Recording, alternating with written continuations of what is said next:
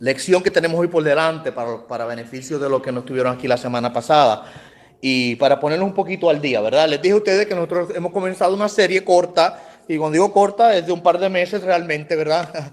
Quizás nos tome 2 meses, quizás 2 meses y medio, quizás 3, no sabemos, pero de lo que se llama por título teología sistemática. ¿Quién se recuerda lo que es teología sistemática? Ajá. Un estudio. Ok, utilidad temática, podemos decir, es el estudio de Dios de manera ordenada, en categorías, de manera la palabra sistemática nos enseña, nos apunta a la realidad de que estamos categorizando sistemáticamente las diferentes doctrinas. Y lo primero que estudiamos cuando comenzamos a estudiar teología sistemática, una de las primeras doctrinas que estudiamos es la doctrina de la palabra, ¿verdad? La doctrina de la palabra. Comenzamos a hablar acerca de dónde viene la palabra, acerca de los atributos de la palabra y acerca de la autoridad de la palabra. Y es importante comenzar con la palabra porque si vamos a hacer teología y vamos a hacer teología bíblica, pues nuestra teología está saliendo específicamente ¿de dónde? De la Biblia. Y si vamos a hablar de teología de la Biblia, pues tenemos que comenzar primeramente discutiendo los atributos, las características y todo lo que es en relación al libro del cual estamos sacando la teología o estamos sacando la doctrina que estamos enseñando. ¿Ok?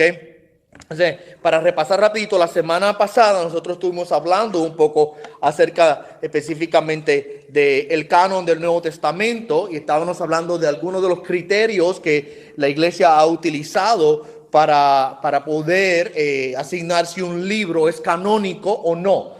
¿Recuerdan lo que la palabra canon quiere decir? Un libro canónico se refiere a un libro que está dentro de la lista, la regla. El canon, la palabra canon viene de la palabra griega que literalmente quiere decir eso, quiere decir regla o caña de medir. Así que el canon hace referencia a la lista específica, a la regla por la cual se designan qué libros están en la escritura o no. Una de las cosas que estuvimos hablando la semana pasada, para refrescar un poco la memoria rápido, respecto a la canonicidad de los libros del Nuevo Testamento, de qué criterios, si hubiese alguno, se debería seguir para incluir los libros del Nuevo Testamento. Hablamos de la apostolicidad, ¿se recuerdan? De que el libro fue escrito por un apóstol o por un asociado de un apóstol, o sea, ¿quién escribió el libro? Y si analizamos los 27 libros del Nuevo Testamento, vemos que la mayor parte fueron escritos por apóstoles y los otros que no fueron escritos por apóstoles fueron escritos por personas que estaban al lado de un apóstol. Un ejemplo claro es el Evangelio de Lucas y el libro de Hechos. Ambos libros fueron escritos por Lucas mismo. Y si sabemos un poco de la historia de Lucas, sabemos que Lucas es el médico amado de Pablo, fue el compañero de viaje de nuestro hermano Pablo. Así que la apostolicidad es muy importante para determinar si un libro estaba dentro del canon o no. El otro criterio es la antigüedad del libro. A través de la historia de la iglesia han surgido pseudigrafas. Pseudigrafas son libros que no son verdaderos, escritos por los verdaderos autores bíblicos, que se le han asignado a apóstoles. Por ejemplo, tenemos el Evangelio de Tomás, el Evangelio de Pedro. Pero cuando se estudian, se descubren que fueron libros escritos mucho tiempo después que estas personas vivieron. Entonces, la antigüedad es otro criterio. Sí, que haya sido escrito por un apóstol o un asociado de un apóstol, pero también que haya sido escrito dentro del tiempo en que ese apóstol o ese asociado de ese apóstol vivió. Porque si vino 200 años después, entonces ya sabemos que no es esa persona que realmente lo escribió, que se lo asignen a esa persona y que esa persona ya lo haya escrito son dos cosas diferentes, ¿verdad? Ya, hablamos también de la conformidad con la regla de fe. Otra forma de decir eso es la ortodoxia del libro. O sea, un libro del Nuevo Testamento, para estar dentro del libro, dentro del canon, va de acuerdo a la doctrina, va de acuerdo a la enseñanza. No hay contradicción. No puede haber contradicción. Si Dios es Dios y Dios es verdadero y Dios inspiró la Biblia, vamos a hablar hoy un poquito respecto a eso, de los atributos de la Biblia, de la inspiración, la inerrancia, la infalibilidad de la Biblia. Y si Dios hizo eso, si Dios es el autor, a través de su Espíritu Santo inspira a hombres a que escriban, entonces nosotros esperaríamos que todos estos escritos sean verdaderos, ciertos, infalibles, inerrantes, ¿verdad? Y que no haya contradicción, porque Dios no va a decir una cosa en un lado y otra cosa completamente opuesta en otro. Y por tal razón tiene que haber conformidad a la doctrina. Dime, Javier. Sabemos que ya el canon está cerrado, ¿no? Claro. ¿Podría algún gentil creyente en aquel momento escribir un libro de Biblia? Podría algún gentil. O sea. Ok. Hubiese sido posible lo que quiere decir. Claro que sí. Claro que sí. Pero Dios escogió a los que escogió.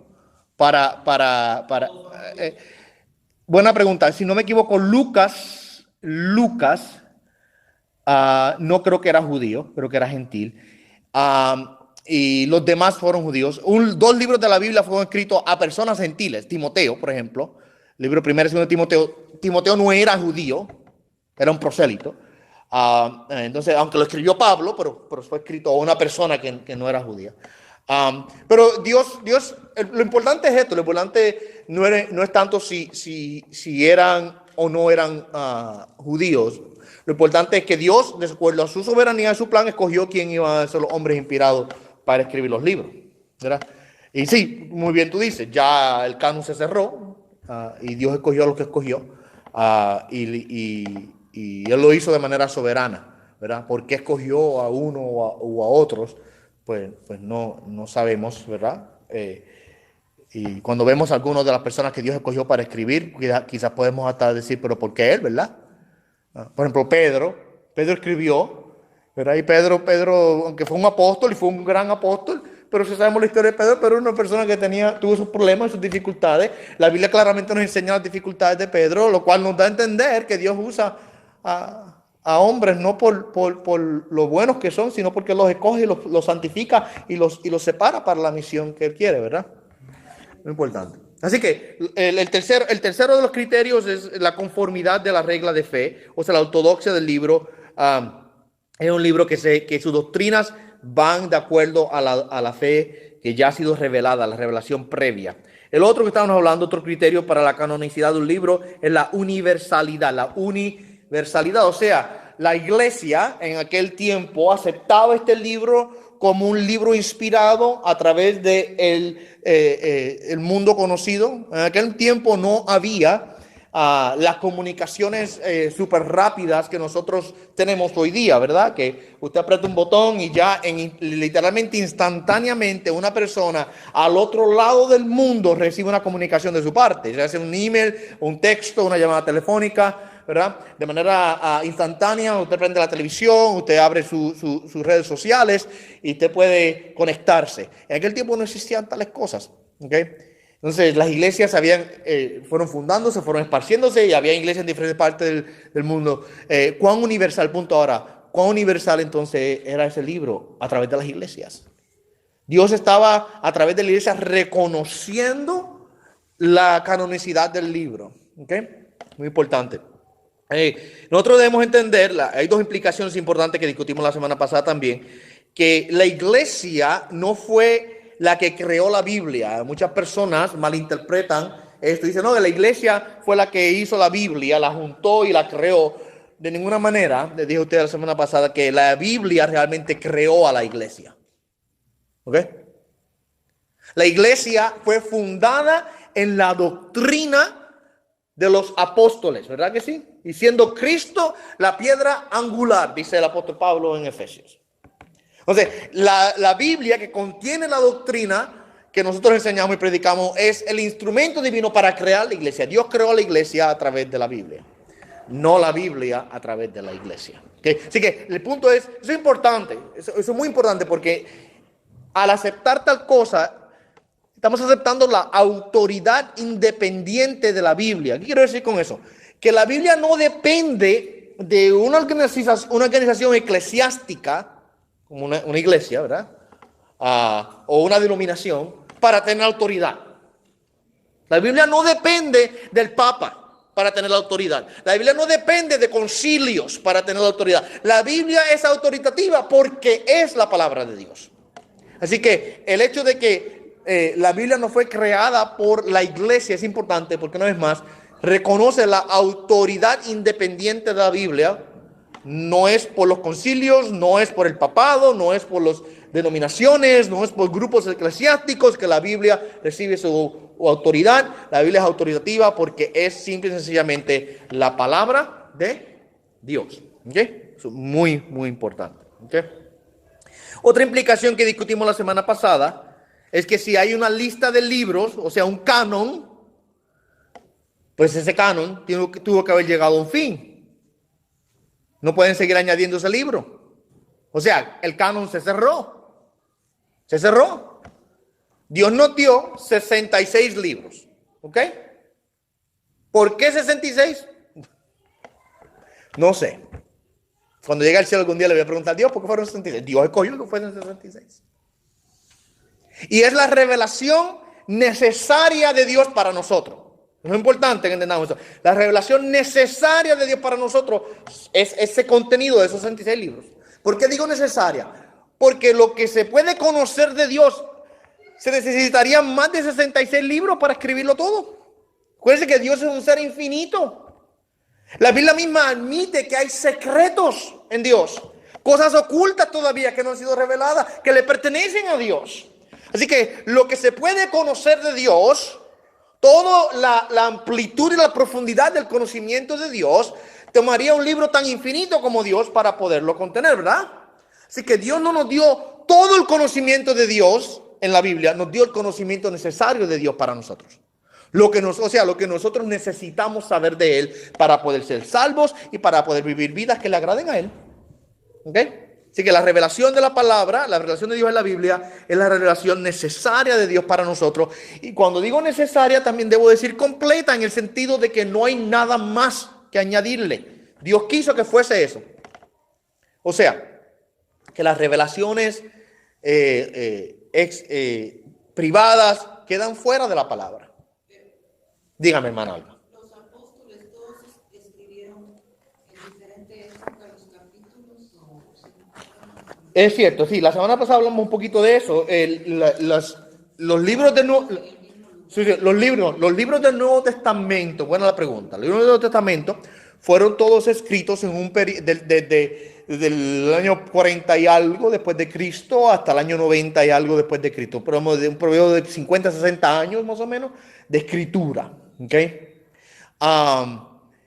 Fueron escritos en diferentes lugares. Los apóstoles no se pusieron de acuerdo. No fue que hubo un concilio apostólico que se sentaron a decir, estos son los libros que vamos a escribir para el Nuevo Testamento. No hubo tal cosa.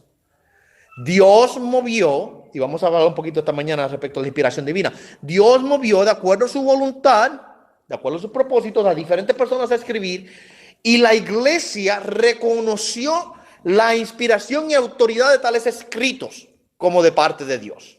Por ejemplo, cuando Pablo comienza a escribir epístolas para instruir a las iglesias, y luego cuando las iglesias comienzan a leer las epístolas paulinas, inmediatamente comienzan a reconocer por el testimonio interno del Espíritu Santo en la vida de estos creyentes, esta es la palabra de Dios para nosotros. Pedro mismo, hablando acerca de Pablo, dice que Pablo, los escritos de Pablo son escritura. Y cuando dice escritura estamos hablando, revelación de Dios, la palabra de Dios. Así que no hubo un concilio apostólico para ponerse de acuerdo de cuántos libros iba a haber, quién los iba a escribir. Pedro, tú escribes este, Pablo, tú escribes el otro. Fue un periodo de 50, 60 años. Y aparte de eso, en diferentes lugares. Pero mire cómo Dios, por su providencia, comienza a supervisar el proceso para que mientras que las iglesias iban recibiendo cada uno de estos escritos, se fuesen multiplicando y copiando y esparciéndose. En un tiempo donde no había imprenta, en un tiempo donde no había los mecanismos que nosotros tenemos hoy día para la distribución de material, que hoy día hasta la imprenta en el tiempo de Lutero fue muy útil para la reforma, ¿verdad? Pero hoy día, lo que nosotros tenemos hoy día para poder reproducir material no se compara. Lo que ellos tenían no se compara con lo que nosotros tenemos hoy día. Es increíble. Una vez más, haciendo referencia a la tecnología y a la capacidad que tenemos de poder distribuir material de una manera instantánea y rápida. ¿Okay? Entonces, en aquel tiempo ellos no tenían todas estas capacidades de hoy día, pero Dios providencialmente supervisó el proceso y comienzan a distribuirse. Y comienzan a copiarse. Acuérdense que el copiar no era como hoy día, que nosotros tenemos papeles y vamos a las máquinas copiadoras. Esto era a mano. Pocas personas tenían una copia de la Biblia. Pocas personas la tenían. Por ejemplo, el Antiguo Testamento, que era lo único que estaba compaginado hasta aquel entonces, el Antiguo Testamento. Luego se fue compaginando el Nuevo Testamento. Pero el Antiguo Testamento, pocas personas tenían copia de esto. Era costoso tener una copia de todo esto. Acuérdense, uno tenía que ser a mano. Dos, por ser a mano y por ser en materiales que no eran como los nuestros hoy día, tomaban mucho espacio. Eran copias grandes. Y por lo general, la iglesia se reunía y leían la Biblia juntos. Como no tenían cada uno individualmente. Por eso es que el libro de Apocalipsis, ¿recuerdan que les dije? El libro de Apocalipsis dice que bienaventurado el que lee, el que escucha y el que guarda las palabras de esta profecía, ¿verdad? Así que dice el libro de Apocalipsis. ¿Por qué dice eso? Porque el que lee es el que está al frente leyéndole la Biblia, los que escuchan son los que están sentados escuchándolo y los que guardan son todos que escuchan con un corazón dispuesto a obedecer. Entonces, por eso es que esa era la práctica de que entonces, el leerle la Biblia a la gente. El punto es que no había una distribución como hoy día tan efectiva y las herramientas que tenemos para poder hacerlo. Y con todo eso, Dios supervisó el proceso para que se esparciesen estos libros. En un tiempo donde la iglesia estaba siendo perseguida. Los cristianos estaban siendo buscados para ser matados. Hubo persecución, esparcidos. Perseguido alrededor del año 64, una persecución grande. Y el punto es que dentro de un tiempo de persecución y de lucha, la iglesia floreció, los libros se escribieron y comenzaron a ser distribuidos. Así que los apóstoles escribieron, sí. Algunos apóstoles escribieron en cárceles, como Pablo, por ejemplo. Otros escribieron desde sus pueblos natales, quizás. Algunos escribieron desde Jerusalén, etcétera, etcétera. No, nosotros no tenemos, es correcto, muy buen comentario. El original se le conoce, el nombre que se le da es manuscrito, el manuscrito. Si ustedes escuchan esa frase, esa palabra, es el título que se le da a la copia original del puño y letra, ¿verdad? Del apóstol tal que escribió. Ese original de Pablo, ese original de Juan, es el manuscrito. Tienes razón, los manuscritos no existen. Porque cuando ellos escribieron, inmediatamente se escribió, comenzaron a copiarse. Comenzaron a hacerse copia. Entonces, de todas las copias que se hicieron, ¿cuál sería el original? Pues quizás con el tiempo se perdió la identificación del original. Y yo no creo, ¿sabe qué? Yo no creo que Dios quiso. Dios podía, si pones a pensar, Dios podía haber tomado los manuscritos originales y preservarlos en una vitrina para nosotros, para que los tuviésemos. Mira, ahí está el original. Pero Dios no escogió hacer eso. Dios providencialmente hizo algo diferente. Dios tomó a través de la multiplicidad entonces de las copias, preservar entonces la palabra. Entonces, cuando digo multiplicidad, ¿qué quiere decir? Con todos los que existen. Se hicieron tantas y tantas copias que existen, por ejemplo, del Nuevo Testamento. Existen tantas copias y pedazos y fragmentos del Nuevo Testamento que a través de la gran cantidad de copias que existen, nosotros podemos ahora confirmar que tenemos en nosotros un libro fiel al original. A través de la multiplicidad de todas esas copias, ¿ok? Ahora, vamos a ir al punto que nos corresponde en esta noche, que es hablar un poco acerca de los atributos de la Escritura, los atributos de la Escritura. Y permítanme leerle un párrafo que está ahí en su hojita, que resume realmente lo que nosotros profesamos como iglesia referente a la palabra de Dios. Mira lo que dice. Nosotros creemos que la Santa Biblia fue escrita por hombres divinamente inspirados y es un tesoro perfecto de instrucción celestial que tiene a Dios como su autor, la salvación como su fin y la verdad sin ninguna mezcla de error como su materia, que revela los principios por los cuales Dios nos juzgará y por tanto es y permanecerá hasta el fin del mundo el verdadero centro de la unión cristiana y el estándar supremo por el cual todas las conductas humanas, credos y opiniones deben ser juzgados. El párrafo lo que está haciendo es que está elevando la palabra de Dios al nivel de la regla suprema a través de la cual todas las doctrinas, todas las enseñanzas, todas las opiniones nuestras y todas nuestras vidas van a ser final y últimamente juzgadas. Es un regalo de Dios para nosotros. Mira cómo dice, un tesoro perfecto de instrucción celestial ¿Ve? Y tiene a Dios como autor, tiene la salvación de nuestras almas como su fin y no tiene ningún tipo de mezcla de error. ¿Okay? Vamos ahora entonces a examinar un poco las diferentes doctrinas o atributos, perdón, debo decir, de la Biblia. Son unos cuantos que quisiera mencionar. Primeramente vamos a hablar acerca del atributo de la inspiración divina. De la inspiración divina. ¿Okay?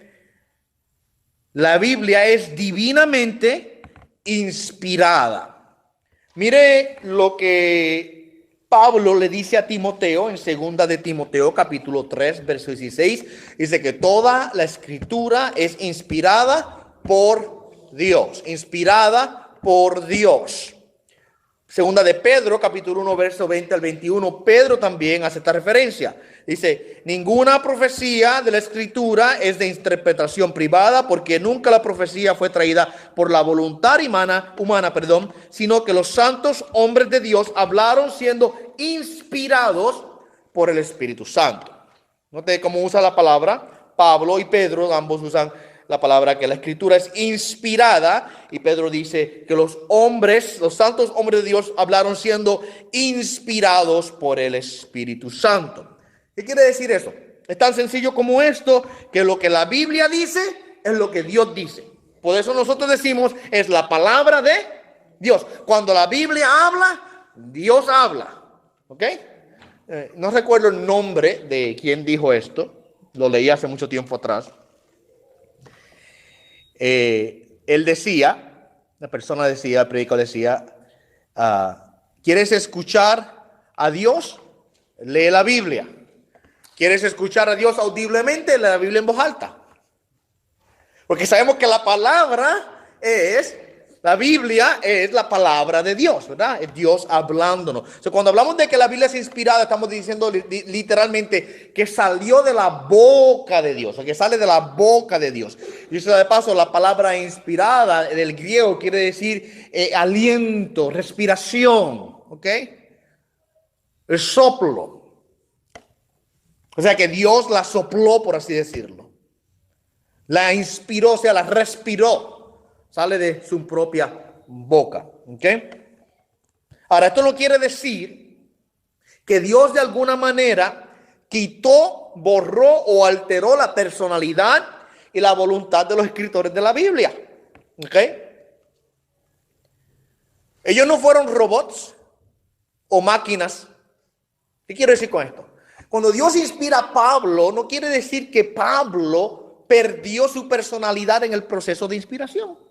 Porque cuando usted lee a Pablo y usted lee a Pedro y usted lee a Juan, usted va a darse cuenta que hay diferencia en su forma de escribir. Sus personalidades salen a la luz, ¿verdad? Se nota. Una de las áreas de estudio acerca de la Biblia es estudiar la Biblia de manera gramatical y estudiar las construcciones, la forma de construcción gramatical de la Biblia. Y cada autor de los libros de la Biblia tiene una forma de escribir que es diferente a los otros.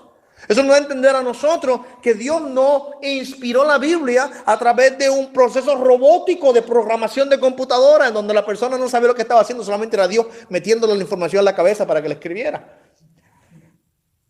Sabemos que eso no fue así, una vez más, porque notamos claramente que existe entre un escritor y otro diferencias en el aspecto de la personalidad, la forma de escribir, etcétera, etcétera. Así que Dios de ninguna manera borró, por así decirlo, las personalidades y los estilos de los diferentes autores, sino que Dios, a través de su actividad providencial y sobrenatural, Él trabajó a través de cada autor para asegurar que lo que ellos escribieron, cada palabra sea la palabra de Dios. ¿Ok?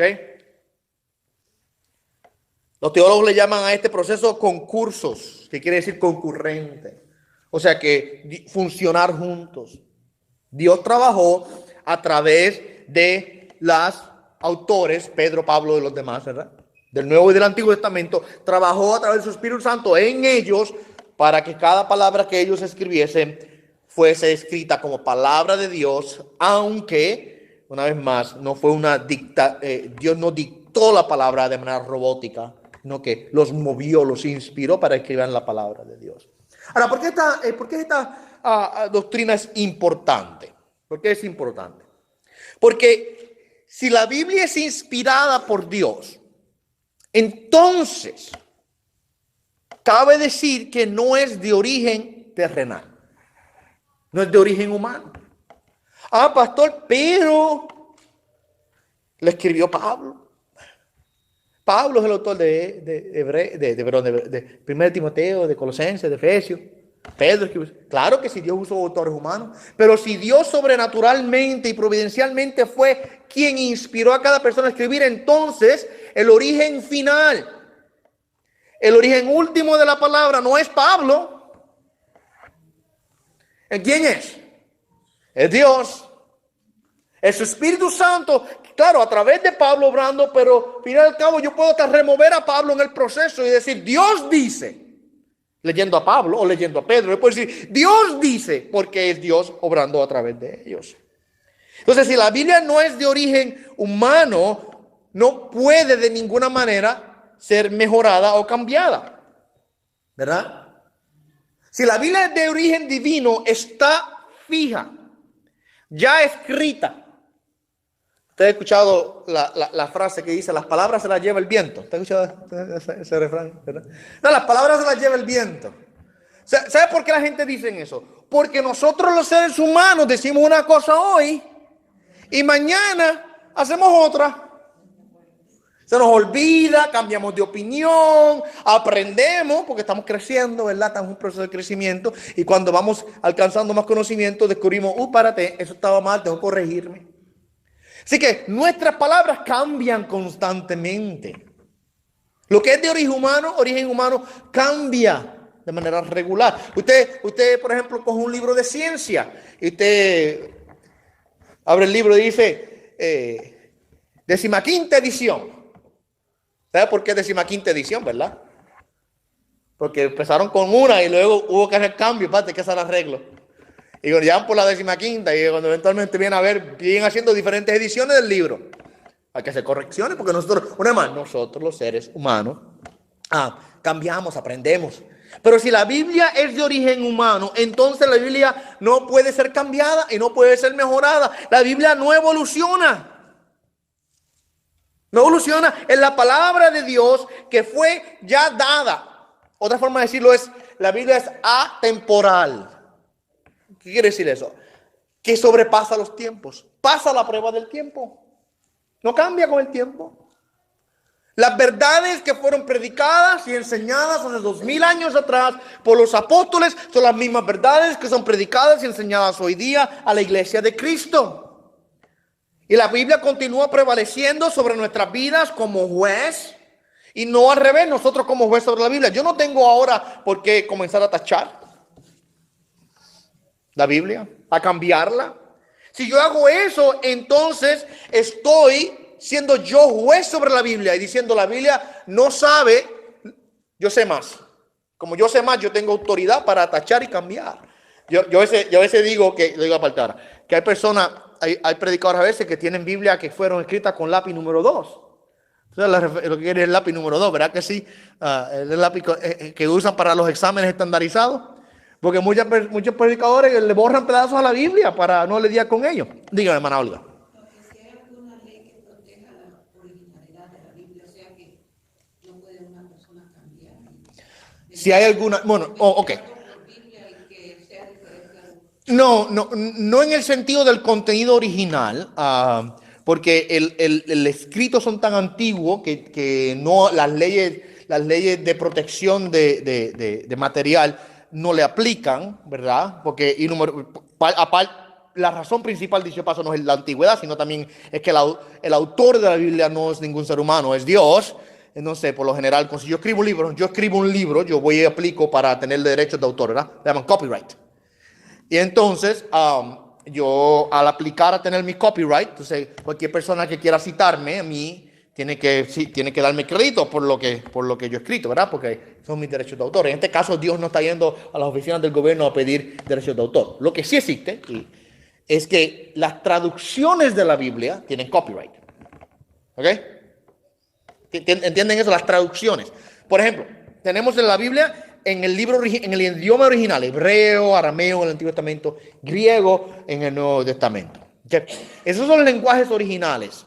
Y ahí existen copias de los pergaminos y los fragmentos que se han ido estudiando a través de las edades y lo demás. Muy bien.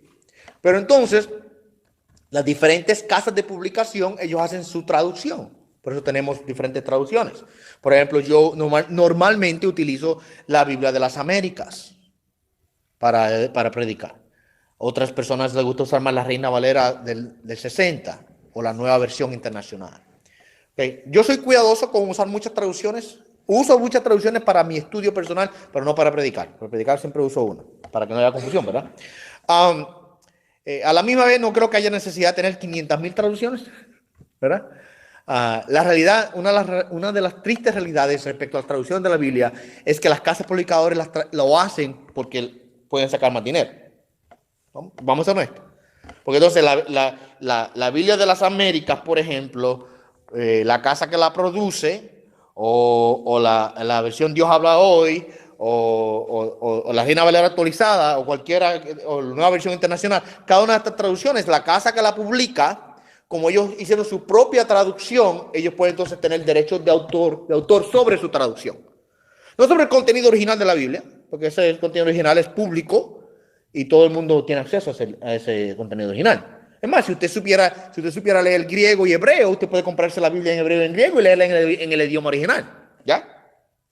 Pero como nosotros no sabemos leer los idiomas originales, pues dependemos de las traducciones. Entonces, las casas publicadoras tienen derechos de autor y protección, leyes de protección respecto a lo que es la traducción como tal. Por ejemplo, si yo voy a escribir un libro y yo voy a citar la Biblia en mi libro, pues yo tengo que aclarar, por lo general, la mayor parte de los libros cristianos que citan la Biblia, usted abre la Biblia, ese libro al principio y te va a encontrar casi siempre en las primeras páginas una nota que dice: las citas bíblicas en este libro fueron tomadas de la versión, y te dicen cuál versión de la Biblia es, y también dice a menos que no sea anotado de manera apropiada. O sea que puede ser que la mayor parte son la Biblia de las Américas, pero puede ser que haya una que otra que sea de la Reina Valera, ¿verdad? Entonces ellos tienen que anotar específicamente de qué traducción. Si el 99.9% salieron de la Biblia de las Américas, por ejemplo, pues al principio solamente pone una nota, dice las traducciones de este libro, ¿sabes? Las citas de la Biblia son de esta versión. ¿Okay? ¿Cuál fue el primer idioma cuando traducieron la Biblia? El primer idioma, buena pregunta, si no me equivoco, fue al latín. Latín. Sí. El latín fue de los primeros idiomas. Acuérdense que el griego era el idioma predominante en el mundo antiguo, y luego el latín por la influencia de los romanos. ¿Okay? Entonces, el latín fue el próximo idioma y permaneció siendo uno de los idiomas principales de la traducción de la Biblia por muchos años. Es más, cuando llegamos al tiempo de la Reforma, por ejemplo, y tenemos los reformadores queriendo enseñarle la Biblia a la gente, todavía la Biblia se predicaba en latín. La Iglesia Católica todavía tenía el latín. Todo era latín, sí. ¿Sabe un problema con eso? Porque yo creo que aplica el principio de hablar lengua que Pablo habla en Corintios. Dice, si yo hablase tanta lengua, pero no hay traducción de la lengua, ¿qué pasa con el entendimiento?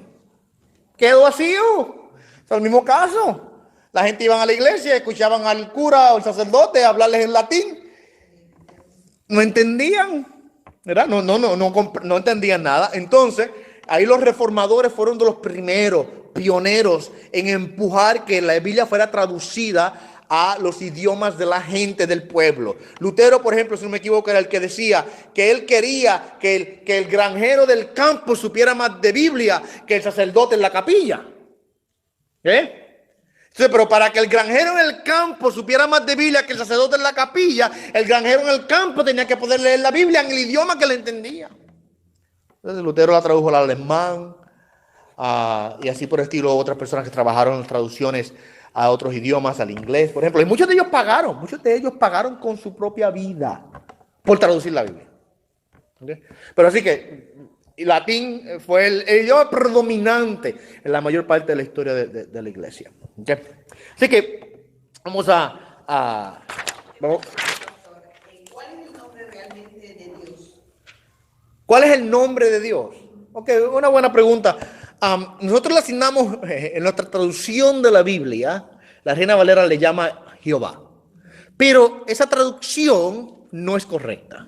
Por eso usted lee la Biblia de las Américas, usted va a darse cuenta que el nombre Jehová no aparece. No aparece en vez Señor. La razón por la cual es así es porque la palabra Jehová es una transliteración de una palabra hebrea, la cual nosotros no sabemos cómo se pronuncia. Yahweh es la única manera que vamos a traducirla. El tetragamatrón se llama. Esas 4 palabras, 4 vocales, consonantes hebreas, que se le asignan en el Antiguo Testamento como el nombre de Dios. Los judíos, porque tenían un respeto tan grande por el nombre de Dios, que siguiendo el no tomar el nombre de Dios en vano, tenían un respeto tan grande por el nombre de Dios, que ellos no leían cuando llegaban a esas 4 consonantes, Y, H, V, H, o V, H, son las 4 consonantes. Y, H, V, H. Y así era que se escribía el nombre de Dios. Ellos en vez de mencionar o ellos en vez de pronunciar ese nombre, sustituían la pronunciación por Adonai. Y Adonai quiere decir Señor. Señor. Los traductores modernos, cuando llegaron a traducir el Nuevo Antiguo Testamento, decidieron que querían asignarle alguna pronunciación a ese YHVH. Entonces le asignaron Jehová. Entonces quiere decir Jehová. la Reina Valera, como dicen los parientes, Es buena, no es mala, es buena. La Reina Valera es buena, no es una mala traducción. Pero hay algunas cosas como esa, en ese caso, con la cual yo no estoy de acuerdo. En mi caso, cuando tú estudias la historia, te das cuenta, no, eso fue una decisión que los traductores tomaron para asignar ese nombre, Jehová, pero que no está basado en la realidad de la historia bíblica. ¿Okay? Yo creo que el mejor nombre para Dios es Señor, uno, porque habla de su autoridad absoluta. Y me gusta mucho el nombre que Dios usa para sí mismo cuando Moisés le pregunta a Dios allá en la zarza ardiendo. Y cuando me pregunten quién es el que me envió, ¿qué les diré? Y Dios le dice, tú le dirás, yo soy el que soy, te envió. Ese nombre que Dios asigna a sí mismo, yo soy. Wow, es tan profundo porque habla de la independencia absoluta de Dios. Dios no depende de nadie, Él es. Nosotros no somos, nosotros dependemos. Dependemos de Dios para nuestro aire, dependemos de todo. Dios es autoexistente, totalmente independiente. Me encanta mucho esa frase, yo soy. O Señor, que habla de su total y completa autoridad. ¿Okay? Ahora, hay personas que les gusta usar el nombre Jehová. No es pecado usarlo, ¿sabes? No estoy diciendo que es malo. Vamos a pintarlo de esta manera. El nombre Jehová es un intento no humano de descifrar lo que las 4 consonantes hebreas quieren decir. Es un intento nuestro. Otras personas admiten que una forma de pronunciarlo mucho mejor que Jehová es Yahweh. ¿Okay? Está basado en lo más cercano que tenemos a la verdadera pronunciación en hebreo. En hebreo pasa que en hebreo no existen vocales. ¿Sabes que nosotros tenemos A, E, I, O, U en el español, las vocales, y tenemos las consonantes? En el hebreo no existen vocales. El idioma hebreo es privado de vocales, solamente tienen consonantes, y la forma en que las consonantes se le da pronunciación de vocales es poniéndole algunas acentuaciones y puntos encima o rayas al lado, y eso permite pronunciar la palabra hebrea con vocales, pero no existen letras vocales en el hebreo. Así como lo único que nosotros tenemos son esas 4 consonantes, nosotros no sabemos cómo se pronuncian. Así que lo más cercano, una vez más, como muchas personas dicen, muchos teólogos admiten, que el nombre más cercano a la pronunciación original de esas 4 letras es Yahweh. ¿Okay? Yahweh. Si a alguno le gusta usar Jehová, pues está bien, puede usar Jehová. Eso no es que él no lo pueda hacer. Yo no lo uso, ustedes se dan cuenta que yo no uso mucho Jehová. Simple y sencillamente porque entiendo, he aprendido esto, y como lo he aprendido, pues evito usar Jehová, uso más Señor, que es el nombre que es más cercano al uso original de la Biblia, en la Biblia. Amén. Ok. Ahora, vamos a la próxima, al próximo atributo de la Biblia. Hablamos de la inspiración, vamos a hablar de la inerrancia de la Escritura. Quiere decir que la palabra de Dios es verdadera. La palabra es inerrante. La inerrancia de la Escritura significa que la Escritura en los manuscritos originales no se equivoca ni dice nada falso o inexacto, o sea que no tiene errores. Inerrante quiere decir que no tiene errores. La Biblia siempre dice la verdad con respecto a todo lo que habla. ¿Por qué? Porque el errar es de humano. Y si la Biblia es inspirada por Dios, cabe entonces decir que es inerrante, porque Dios no falla. Cuando Dios habla la verdad. Dios no habla mentira, Dios no habla error. Dios sabe de lo que está hablando. Cuando la Biblia habla de diferentes temas, siempre va a hablar de manera verdadera. Miren, la Biblia no es un libro científico. ¿Okay? La Biblia no es un libro de ciencia. Gracias a Dios que no es un libro de ciencia, porque los libros de ciencia los cambian a cada rato. La Biblia no es un libro científico, pero cuando la Biblia habla de la ciencia, lo que habla de la ciencia es verdadero. Nunca falla en ello. ¿Ok? No tiene error ninguno. Cuando habla de historia, no tiene errores. Cuando habla de los gobiernos de los antepasados, cuando habla de geografía o de geología, nunca falla. No tiene error ninguno. Es verdadero en lo que dice. Ustedes saben que mucha gente a través de las edades decían que la tierra era plana. ¿Ustedes han escuchado eso, verdad que sí? Y no sé por qué la gente se inventó que eso eran los creyentes ignorantes que decían que la tierra era plana. Cuando la Biblia, cuando usted lee, dice que la Biblia es una esfera. La Biblia dice que la tierra es una esfera. No es ciencia, la Biblia no es un libro de ciencia. Pero cuando habla de cosas así, sabe lo que dice. No comete errores. ¿Okay? Es inerrante, o sea que es verdadero y cierto en todo lo que dice. Mira lo que dice Proverbios 35. Dice que la palabra de Dios es pura, es limpia. O sea, está libre de errores. Pero cabe admitir esto, cabe decirlo, porque si Dios es Dios, si yo comienzo con la presuposición de que Dios es verdadero y que Él habla a nosotros y que Dios es el Dios santo, creador de todas las cosas, entonces, lo que Él dice tiene que ser verdadero. Hebreos 6:18 dice que es imposible que Dios mienta. Es imposible que Dios mienta. En Él no está la mentira, en Él no está el error, ¿verdad? Entonces, si Dios no miente y si es imposible para Él errar, pues entonces cabe decir que la palabra de Dios, o sea, su Biblia, la Escritura, es o tiene esa misma cualidad. Es más, debido a que cuando la Biblia habla, Dios habla, podemos nosotros tomar los mismos atributos de Dios y atribuírselos a la Biblia misma. ¿Entienden lo que quiero decir? O sea, la Biblia es inerrante porque Dios es inerrante. Dios no erra. Dios no comete errores, ¿ok? Esto es importante, muy, muy importante.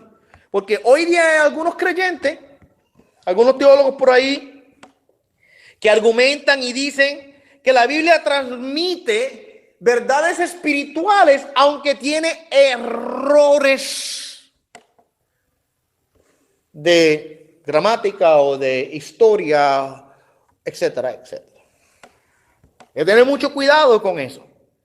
Porque si yo comienzo a aceptar o a entretener la idea de que hay errores en la Biblia, aunque las verdades son espirituales, que podemos vivirlas y aceptarlas, pero hay errores históricos, por ejemplo. Por ejemplo, déjame darte un ejemplo de eso. Hay gente que niega hoy día que Adán existió.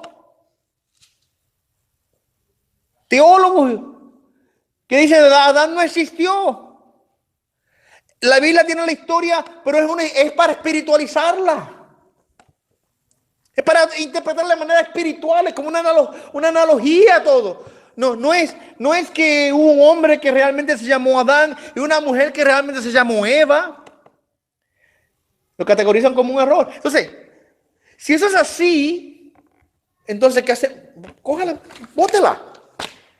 Si la Biblia erra en una cosa, entonces no puede ser confiable en ninguna otra. ¿Verdad?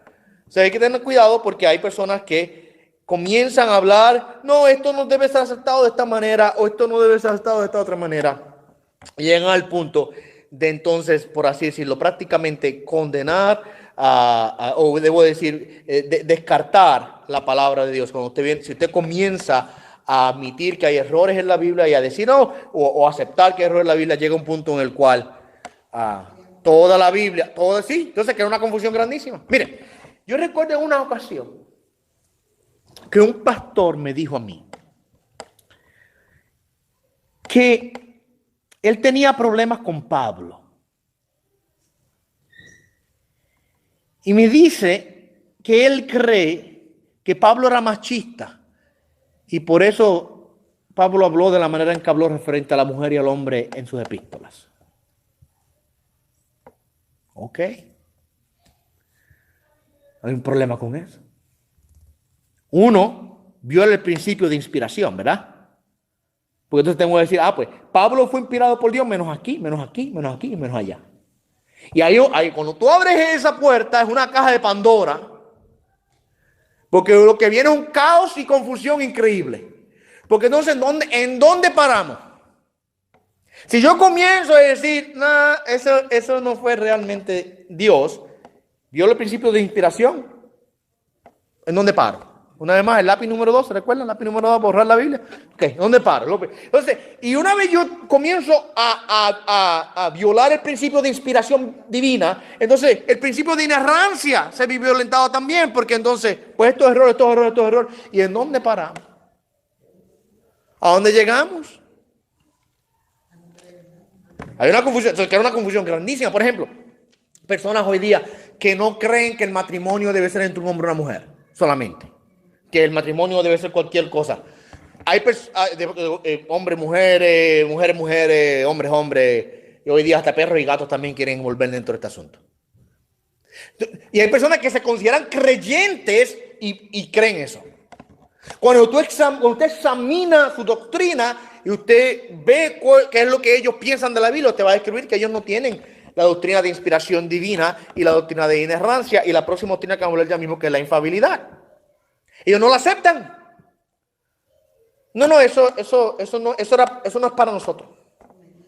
Lo podemos descartar. Entonces, hay problemas, porque a la conveniencia de cada uno comenzamos a tomar y a descartar. Esto sí, esto no.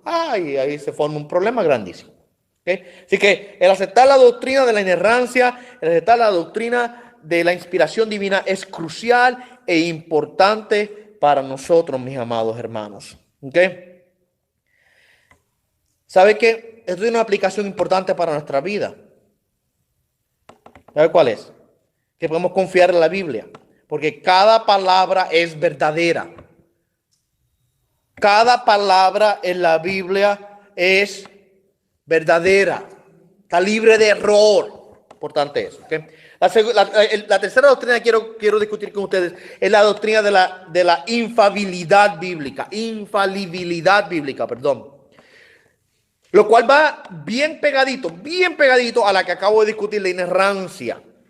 La inerrancia es la cosa en sí. O sea, la Biblia es totalmente verdadera. La infalibilidad se refiere al resultado de eso. O sea, debido a que la Biblia es verdadera, por tal razón, nunca nos engaña y nunca falla. ¿Ok? Debido a que no tiene error, ella nunca falla. Todo lo que dice es verdad y la Biblia es fiable. Yo puedo confiar en que lo que la Biblia dice es real. Por ejemplo, una de las historias bíblicas que más han sido cuestionadas a través de la historia de la iglesia es la historia de Jonás. ¿Recuerdan de Jonás? Es el preferido de los chiquillos. Le encanta a la gente la historia de los niños, en el Sunday School y las escuelas bíblicas, le encantan a los chamaquitos la historia de Jonás, ¿verdad? ¿A quién no le gusta la historia de Jonás? Un gran pez. No es buena, nosotros siempre decimos ballena, pero la Biblia no dice que fue una ballena, dice que fue un gran pez, no sabemos. ¿Pudo Dios haber creado un pez especial? Para eso, pudo. Dios tiene por creativo. ¿Okay? O quizás es un pez que ya no existe hoy día. No sabemos, punto que no sabemos. Pero la Biblia nos dice que un gran pez se tragó al hombre y lo tuvo 3 días dentro del vientre. Y luego fue y lo escupió en la orilla para que fuera a predicar a Nínive como Dios le dijo que predicara, ¿verdad? Entonces mucha gente cuestiona la fiabilidad de esa historia. Y dicen, no, ¿cómo va un hombre sobrevivir 3 días en un pez de una ballena? Es imposible. Es imposible. Entonces, no, eso es una enseñanza espiritual nada más. Hay un problema con eso. Una vez más, cuestiona la inerrancia y la infalibilidad de la Biblia. Es yo no aceptarlo. Pero aparte de eso, mira, si la Biblia dice que hubo un Jonás, yo puedo confiar en que hubo un Jonás. Es más, Jesús mismo, mire, Jesús mismo tomó a Jonás y lo consideró verdadero. Jesús no cuestionó a Jonás. ¿Se recuerdan cuando Jesús habló de Jonás? Dice, como Jonás estuvo 3 días en el vientre, así estará el Hijo del Hombre en la tierra, ¿verdad? Jesús tomó a Jonás y lo usó como un ejemplo de la realidad de su muerte y su resurrección. Y es más, para que usted vea cómo Dios planifica las cosas. Y a Dios no se le pasa una nunca. Cuando Dios hizo lo que hizo con Jonás, no lo hizo sin propósitos específicos. Porque Dios podía haber tomado a Jonás y teletransportarlo. ¿Verdad? El momento en que Jonás cayó en el agua, Dios podía haber mandado un ángel que lo cogiera y lo plantara en Nínive. ¿Verdad que Dios puede hacer eso? Pero Dios no hace eso. Dios toma a un gran pez y le dice, te tengo ahí una comidita preparada, pero no lo mastiques. Trágatelo nomás, ¿ok? Y viene el gran pez y se traga a este hombre y Dios lo tiene 3 días metido ahí. ¿Por qué? Para que cuando Cristo viniese, Él pudiese utilizarlo. Mira, ese es un tipo. Esas son las tipologías bíblicas.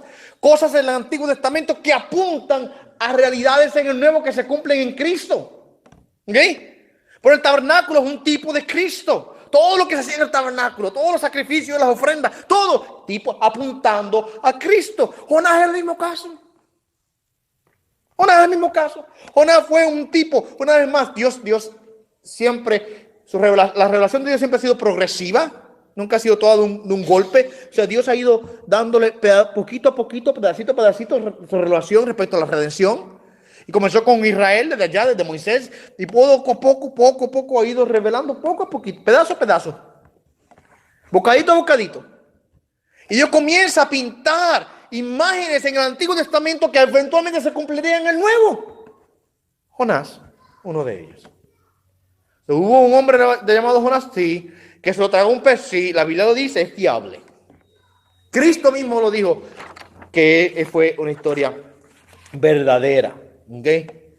O sea, la fiabilidad, la infalibilidad de la Biblia es importante y es crucial porque significa que nosotros podemos depender de la Escritura para nuestras vidas. Podemos depender para encontrar, dirección, podemos encontrar guía, podemos encontrar instrucción celestial, podemos encontrar sabiduría en la palabra de Dios porque es infalible. ¿Okay? Si no fuera infalible, mire mi amado hermano, usted no sabe si hay sabiduría en seguirlo o no seguirlo. ¿Entiende lo que quiere decir eso? Por ejemplo, supongamos que usted tiene una situación difícil y usted dice, ¿sabe qué? Tengo que buscar consejo de alguien porque esta cosa está dura, no sé cómo resolver este problema. ¿A quién usted se va a buscar consejo? Hay un refrán por ahí que dice que el que no coge consejo no llega viejo, ¿verdad? Pero yo siempre digo, depende de cuál consejo sea. Hay consejos buenos y otros que no son muy buenos que digamos, ¿verdad? Ya. Pero entonces, usted dice, no, tengo que buscar consejo. Pues usted va a buscar consejo, a una persona que sea fiable. Que usted sabe que el consejo que le está dando es bueno. Porque si usted no puede confiar en el consejo de esa persona, mejor le salen las cosas al revés. Las cosas mal. Y la realidad es la siguiente, que nosotros los seres humanos, ninguno de nosotros somos perfectos. Yo puedo darle consejo a ustedes, pero aún yo dar consejo como pastor. Si no va de acuerdo a la palabra, puede tener errores, ¿verdad? Y no todo lo que yo le digo a ustedes. Usted me dice, pastor, necesito un consejo. Ah, dígame, ¿pinto la casa de amarillo o de rojo? Yo le digo, no sé, vaya usted decida ya. A mí me gusta más el rojo. Usted va después la pintó de rojo. Y dice, el pastor me dijo que la pintara de rojo. Después no le gustó y se enojó conmigo. Ah, el pastor me dijo que la pintara la casa. No, mi madre, hermano. Pero ahora, escuche bien. El consejo del hombre, la guianza y la instrucción del hombre puede fallar. Puede fallar. Y yo sé que a usted le ha pasado. Usted le ha pasado que usted tomado consejo de una persona, hizo lo que la persona le dijo y después le salió las cosas mal. Y después te dice, mira, ¿para qué le hice caso a este o a otro si me salió la cosa mal? Pero ahora, la Biblia, por ser infalible, es una fuente perfecta de guianza. ¿Ves? No falla. No falla. Y si yo aprendo a vivir por ella, y yo aprendo a someterme a su autoridad y a dejar que mi vida sea guiada por la palabra de Dios, déjeme decirle, voy a hacer un barco que va a llegar a puerto seguro. ¿Ves? Porque hay fiabilidad en la palabra. El próximo atributo, el número 4. Hablemos de la claridad, no es el tiempo, me quedan unos 10 minutos. Hablemos de la claridad de la escritura. La palabra teológica que los teólogos utilizan es la perspicuidad de la escritura. Perspicuidad. Otra forma para hacerlo más sencillo, la claridad. ¿Okay? Cuando decimos la perspicuidad o la claridad de la escritura, estamos hablando de que las personas comunes, no solo los eruditos o pastores súper inteligentes o teólogos súper estudiados o cristianos súper maduros son capaces de leer la Biblia, sino que cualquier persona, aunque sea común, puede por sí mismo leerla y entenderla. Eso es lo que quiere decir. O sea, Dios no trajo la escritura para hacer una escritura solamente para los más entendidos. De ninguna manera. El salmista David en el Salmo 19, verso 7 nos dice que la ley del Señor es perfecta, que convierte al alma. Nos habla que hace sabio al sencillo. ¿Okay? O sea, que la palabra de Dios es clara y entendible. Sí, hay algunas doctrinas que son difíciles, las entendemos. Pero el mensaje principal y primordial de la Biblia, de la salvación y la redención, de el perdón de nuestros pecados, mi amado hermano, lo que nosotros necesitamos para ser salvos hace sabio a la persona. ¿Entienden eso? Yo no tengo que ser un sabio para leer la Biblia, puedo ser un ignorante y leyéndola me hago sabio. ¿Entienden eso? O sea que la Biblia es clara, Sí, nosotros entendemos que existen diferentes interpretaciones referentes a algunos pasajes. Alguna persona me preguntaría, pastor, pero si la Biblia es clara, ¿por qué algunas personas piensan de una manera en una cosa y otras piensan de una manera de otra cosa, en otra forma y lo demás? Sí, claro, la Biblia, la palabra de Dios es perfecta. El problema es que las personas que la interpretan no lo son. El problema no es la Biblia. El problema somos nosotros. Pastor, creo que Arthur Sproul decía, si encuentras que estás en desacuerdo con algo que la Biblia enseña, el problema no es con la Biblia, el problema es contigo, caballero. El problema es con nosotros.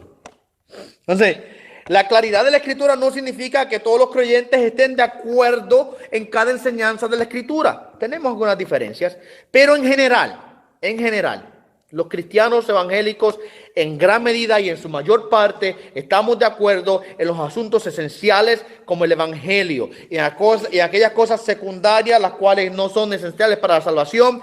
Y damos muchas gracias respecto a eso y entendemos que Dios algún día nos va a dar el entendimiento absoluto y total de esas cosas cuando lleguemos al cielo. Pero lo que es básico y central, lo primario de la Escritura para el creyente. Es más, yo creo que el hermano Vidio fue la semana pasada o antepasada, no recuerdo. Él me hizo esta misma pregunta respecto a diferencias de opiniones. Y él me dice, y tenemos que todos los creyentes creer lo mismo. Yo digo, bueno, todos los creyentes creeremos lo mismo cuando lleguemos al cielo, ¿verdad? Digo, ya todos vamos a creer iguales. Pero aún aquí en la tierra hay una serie de doctrinas primarias que son esenciales y que son no debatibles. La divinidad de Jesucristo, por ejemplo. Su nacimiento virginal, su muerte en la cruz, su resurrección de entre los muertos, etcétera, etcétera. Puedo seguir dando una lista, ¿verdad? La eternidad de Dios, la Trinidad. Doctrinas que son esenciales, básicas y fundamentales, que son no negociables. Y cualquier persona que quiera negar una de ellas, yo tengo que decirle, lamentablemente tú y yo no tenemos comunión en Cristo, porque estás negando doctrinas que son esenciales y fundamentales para el cristianismo. ¿Okay? Y la mayor parte de los creyentes en estas doctrinas primordiales estaremos en total acuerdo. ¿Okay? Una vez más, porque la palabra es clara y es entendible. Esto es importante, porque hay gente por ahí que enseñan que la Biblia está llena de mensajes ocultos. Usted, no sé si usted ha escuchado la numerología, por ejemplo. ¿No ha escuchado eso? Pues gente comienza a hacer interpretaciones de los números de la Biblia. ¿Okay? Los códigos. Gente comienzan a interpretar las construcciones gramaticales en el idioma hebreo, por ejemplo. Comienzan a decir que hay unos patrones de códigos en las letras, que la cual nos da mensajes ocultos que nadie los puede descifrar, solamente el que conoce el código. Hay un problema con esas cosas, mi amado hermano, porque entonces estamos hablando que Dios reveló cosas en la revelación de Él escrita, la cual solamente lo pueden entender 4 o 5 personas. Entonces viola el principio de la claridad de la escritura, la perspicuidad de la escritura.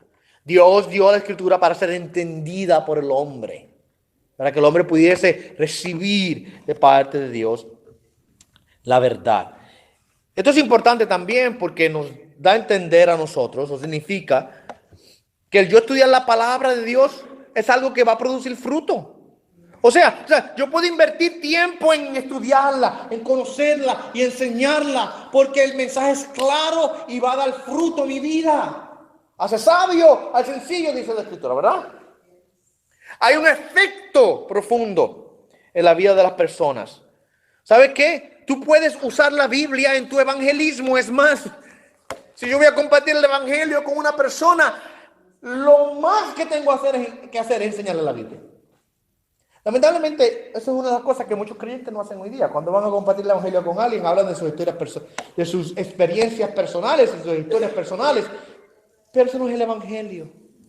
El evangelio no es cómo yo vine a Cristo. El evangelio es lo que Cristo hizo para salvar a los pecadores. ¿Ves la diferencia? Muchas personas confunden el evangelizar a alguien contándole la historia de cómo yo vine a Cristo. Mi experiencia es mi experiencia y más, muchas veces ni se aplica a la otra persona porque las situaciones que la persona se encuentra son diferentes. Gloria a Dios por las experiencias, amén, qué bueno. Dios te trajo al evangelio a través. Hay personas que quizás a través de una situación dificultuosa en su vida, una enfermedad, por ejemplo, se vieron tan quebrantados que no les quedó remedio que mirar arriba, y Dios usó esa situación para traerlo. Entonces la verdad de Cristo vino a ellos. Hubo alguien que les predicó el evangelio y en medio de eso Dios lo salvó. Gloria a Dios por eso. Pero eso no es el evangelio. El evangelio es lo que Cristo hizo, no es cómo tú experimentaste eso. ¿Okay? Entonces, para yo evangelizar, por ejemplo, usa la Biblia. La Biblia es clara. Ella se explica a sí misma. Es más, me gusta lo que dice el pastor John MacArthur. Dice, la Biblia es como un león. Yo no tengo por qué defenderla. Solamente tengo que abrir la jaula y dejar que salga. ¿Verdad? Suelta el león de la palabra de Dios. Suéltalo. Si tú dejas que la palabra de Dios hable por sí sola, convierte al alma. Hace sabio al sencillo. Tiene un poder transformador la palabra de Dios. Muchas veces, quizás porque no la conocemos lo suficiente, porque quizás nos avergonzamos, nos limitamos en eso. No. Dejemos que la palabra de Dios sea nuestro instrumento principal de evangelización. ¿Ok? Y déjenme darle las últimas dos, que son que ya cierro. Y voy a ir rápido. La necesidad de la escritura, otro atributo importante de discutir. ¿Qué quiere decir esto? Cuando hablamos de la necesidad de la Escritura, estamos diciendo que la palabra de Dios es indispensable. Es indispensable. ¿Ok? ¿Por qué? Quiere decir que es necesaria para conocer el Evangelio, para mantener la vida espiritual y para conocer la voluntad de Dios. Mire, Dios se revela al hombre. Dios se revela al hombre a través de la revelación general de Dios y la revelación especial de Dios. ¿Quién sabe la diferencia entre las dos? Aquí se pone. La revelación general y la revelación especial. ¿Cuál es la diferencia entre las dos? Yo lo he dicho 1000 veces, así que alguien tiene que acordarse. Ajá, a la general, la creación. La revelación general de Dios, estamos hablando de lo que se conoce de Dios a través del orden creado. Romanos 1 nos habla de esto. Que lo que se puede conocer de Dios, Dios lo reveló a través de lo creado. ¿Ves? Su poder y su atributo de sabiduría e inteligencia. ¿Sabes? Yo miro la creación y veo inteligencia. Mi conclusión es que una mente inteligente está detrás de eso. Yo miro la creación y veo poder y mi conclusión es alguien poderoso está detrás de eso, ¿verdad? Pero la revelación general no nos da a nosotros un entendimiento total y completo de quién es Dios y cuál es su plan. Solamente nos dice hay un Dios, pero no nos dice quién es. No nos identifica su nombre, no nos identifica sus atributos, sus características, su personalidad, su plan. La revelación general no hace eso. Ahora, la revelación especial de Dios, su palabra, es indispensable ahora para nosotros entender quién es Él. Es necesaria para comprender cuáles son sus atributos, sus características, su personalidad, su plan. ¿Qué es lo que Él quiere? ¿Qué es lo que Él desea? Un filósofo alemán, creo que era él, anónimo, no existe un récord de quién lo dijo, pero decía, la idea de Dios es aterrorizante, porque si Dios existe, entonces eso quiere decir que Él es el dueño de todas las cosas y nos corresponde a nosotros buscar saber quién es Él y qué es lo que Él quiere. Luego decía, y si no existe, eso es aún más aterrorizante todavía. Porque quiere decir que estamos flotando por el espacio a la velocidad de una bala y no hay nadie en control. ¿Verdad? Pero la primera parte de la que me llama la atención dice, si Dios existe, nos corresponde saber quién es Él y qué es lo que Él quiere. Si Él es el dueño, entonces, ¿cómo yo voy a conocer quién es Él y qué es lo que Él quiere? Si no tengo una revelación, no tengo el manual de instrucción, ¿verdad? Necesito un manual que me dicte quién es Él y qué es lo que Él quiere. La palabra de Dios es ahora la fuente para nosotros tener esa revelación especial acerca de quién es Dios. Así que la palabra es indispensable para la revelación. Mira cómo Pablo nos habla en el capítulo número 10 de Romanos. Pablo dice que es necesaria la predicación de la palabra. Dice que la fe viene por el oír y el oír de la palabra de Dios. Y dentro de ese capítulo también habla, pero ¿cómo creerán si no hay quien les predique? Es indispensable la palabra de Dios para la salvación de las personas. Una persona no puede ser salva sin escuchar el mensaje del Evangelio. ¿Ves eso? Por eso es que es tan importante la palabra, porque es a través de la palabra que Dios alcanza al pecador y lo salva. Y lo último, cierro con esta, la suficiencia de la Escritura. La suficiencia de la Escritura, o sea, que la palabra de Dios es suficiente. Suficiente.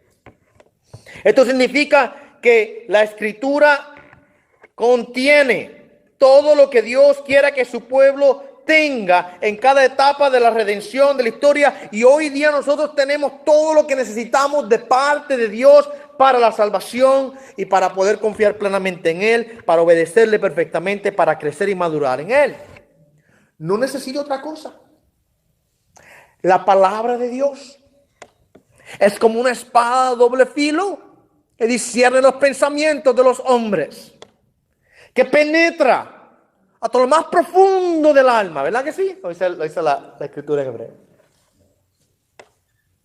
La palabra de Dios es suficiente para obrar y trabajar y crear madurez y crear en el ser humano, en el creyente, crecimiento y obediencia. O sea, yo no necesito ninguna otra cosa. Hoy día tenemos, miren, hermano, hoy día nosotros tenemos una melcocha de teólogos, psiquiatras, psicólogos, que cuando usted viene a ver lo que hacen es que cogen los inventos de la psicología y la psiquiatría y se los pegan a la Biblia, y lo que terminan haciendo es un asopado más malo que nada.